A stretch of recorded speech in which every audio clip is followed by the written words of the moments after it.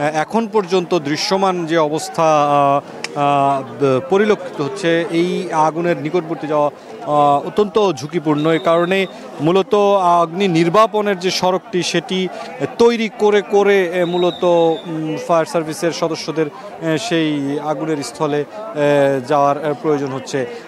আমরা যে ক্যামেরার চোখে যেই অংশটি ঠিক নির্দিষ্টভাবে এখন আপনারা দেখতে পাচ্ছেন, এই অংশটির যে আগুন, এই আগুন কিন্তু বলা চলে যে সবশেষ প্রায় 1 ঘন্টা যাবৎ এই একই আকারে এই অংশটির আগুন কিন্তু জ্বলছে।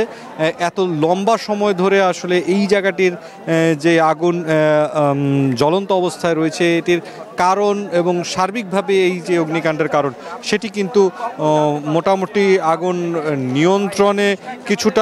নিয়ন্ত্রণে আসার পরে আসলে জানা যাবে যে এই জায়গাটায় যে আগুনের আসলে মূল কারণটা কি হতে পারে।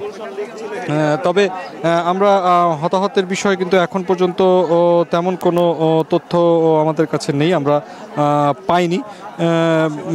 সেই বিষয়টি জানার জন্য আমাদেরকে কিন্তু একটি লম্বা সময় ধরে আসলে অপেক্ষা করতে হবে, কেননা আগুনের যেই লেলিহান শিখা সেটি কিন্তু বলা চলে যে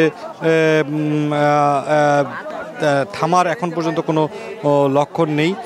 ঘড়ির হিসাব যদি বলি তাহলে মোটামুটি প্রায় 3 ঘন্টা হয়ে গেছে এই যে আগুনের যে অংশটি, সেই জায়গাটিতে কিন্তু আগুন এখনও জ্বলন্ত অবস্থায় রয়েছে।